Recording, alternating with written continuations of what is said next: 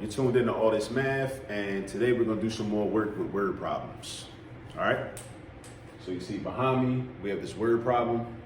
Let's read it, get into it, get an understanding of the information that we're being given, and then figure out some equations that we can create, and then figure out how to solve these equations. All right, so the problem starts off like this. A student is selling small and large frozen pizzas for a school fundraiser. So you in your school, you might have did one of them fundraisers before, you know, with the frozen pizza and whatnot. So there's small pizzas, they sell for $3, or rather the student earns $3 for each small pizza. The large pizzas, the student earns $4. Some more information, the student sold exactly 30 pizzas, right? So that means that out of small and large pizzas, they sold 30, right? You don't know how many were small, how many were large, right? But we know that in total, they sold 30 pizzas. We also know that they earned $100 total, right? So we should stop right there for a minute.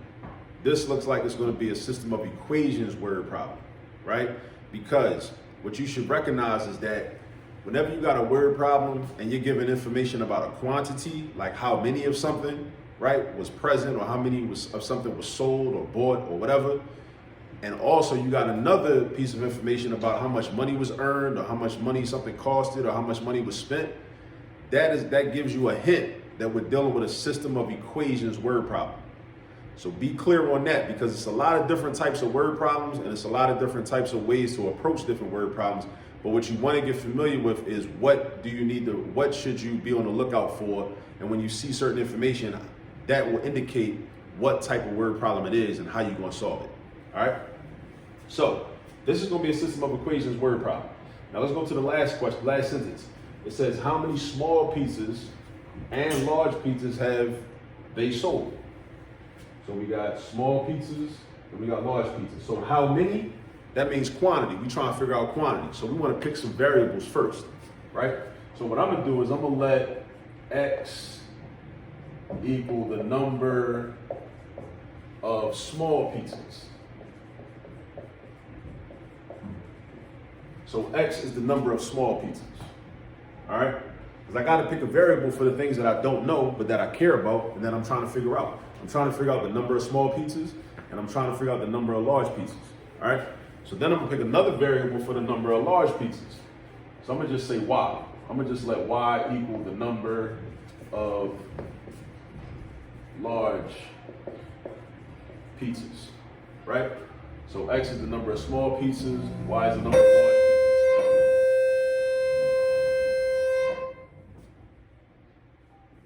I'm really in the school, right? In real time doing this. That's why you hear the bells and all that. All right, so X is the number of small pizzas, Y is the number of large pizzas, right? Now, we're going to create our two equations. So I'm going to create an equation for price, this price equation, right? Using this information and this information right here. Price, right? Because basically, the number of small pizzas that are sold times $3 plus the number of large pizzas that are sold times $4 should equal the amount of money that they earned altogether. So let's set that equation up. So we got $3 times X, because that's the number of small pizzas. That's going to be 3X. Added to the money that they got from the large pizzas. So this is your small pizza bread or your small pizza money added to your large pizza money. So your large pizza money is going to be 4 times Y. And that's all together going to equal to $100. So that's what we call our revenue equation. We can call this our revenue equation. 3X plus 4Y equals 100, right? This also tells us why we need a system of equations, because we got two different variables. And since we got two different variables, we can't solve for two different variables in one equation. We can solve for two different variables if we have two equations. And actually, there might be a way for us to only use one variable, but we could do a different video on that. I personally think using a system of equations is more efficient and it's easier to do. Now, this is our revenue equation. Now we're going to do our quantity equation, or the number of pizzas altogether, since the student sold exactly 30 pizzas. Now, we don't know how many were small, how many were large, but we know that X represents the number of small pieces. Y represents the number of large pieces. And altogether, we got 30 pieces. So X plus Y is equal to 30. All right? So now we got our system. Now our system is set up, and now we just need to do the algebra and solve the system. So I could do the substitution method. I could do elimination method. It really don't matter. I think I'm gonna just do elimination method. And I think I'm gonna eliminate this X. I'm gonna eliminate the X's, right? Because when you approach problems like this, you get to decide what you wanna eliminate. Do you wanna eliminate the X's? Do you wanna eliminate the Y's? It's totally up to you.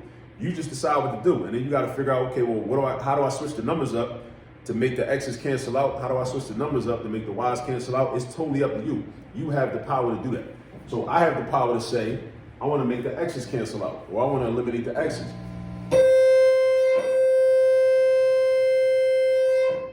Now, how do I do that though?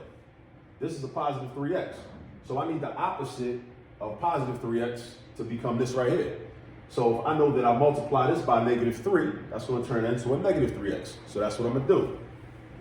So down here, I multiply the whole equation by -3, right? The top equation, I'm gonna rewrite it and bring it down. 3x plus 4y is equal to 100. Then I multiply the -3 by everything. This, and this. All three terms. So then I got -3x minus 3y equals -90. And then I'm gonna add these two equations together. And when I add these two equations together, that's gonna make the x's cancel out, because 3x plus -3x is the same thing as saying 3x minus 3x. So these is gone. And that's what I wanted to happen. And that's why we call it the elimination method, because I just eliminated the x's. That's what I did. And now I'm gonna do 4y plus -3y, or 4y minus 3y, which is just y, right, my equal sign, and then 100 plus -90, or 100 minus 90, which is 10. So that's my y. My y is 10. So now I already know how many large pieces. Large pieces was 10. So I'll write that up here. So the large pieces was 10. So now I gotta think, well, how am I gonna figure out what the small pieces was? How many small pieces was it? I can go back to these original two equations. I can pick either one of them. It doesn't matter which one. I'm gonna pick this one right here because this one's easier, right? Basically because I already know that the students sold exactly 30 pizzas. Remember, we said that from the beginning. If they sold exactly 30 pizzas, we could also apply a little common sense. If they sold exactly 30 pizzas and 10 of them were large pizzas, how many is left over? It wasn't no medium pizzas. You only got two options, either large pizza or small pizza. Large pizza or small pizza.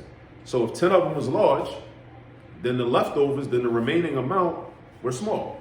So I could also look at this algebraically, and I could say that x plus 10 is equal to 30. And the way I solve for x is I eliminate the 10 to isolate the x by itself on the left side of the equal sign. So then I got minus 10 over here and minus 10 over here. 10 minus 10, I bring the x down, x equals 20. So that means I got 20 for x. So that means that the student sold 20 small pizzas and 10 large pizzas.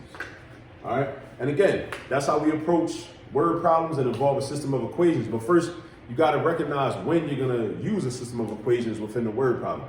You just got to recognize that. And there's key information that will be given away that you'll be able to, that will indicate to you that this is going to be a system of equations. All right? So if there's revenue and there's a quantity, right? Money being made, money being spent, and also the amount. How many tickets were sold for the play or the athletic event? In this case, how many pieces were sold? How many of something was bought, right? If it's two different pieces of information, revenue, quantity, revenue, quantity. You know you're gonna have a system because you're gonna have an equation for each one of those pieces of information. All right. Now, if you haven't subscribed to the YouTube channel, please subscribe to the YouTube channel. We do videos like this all the time. Also share these videos, share it with people. Let people know what we're doing over here, all this math. And now my instructions to you is just go find some more problems like this and go practice. Peace. I'll see you on the next video.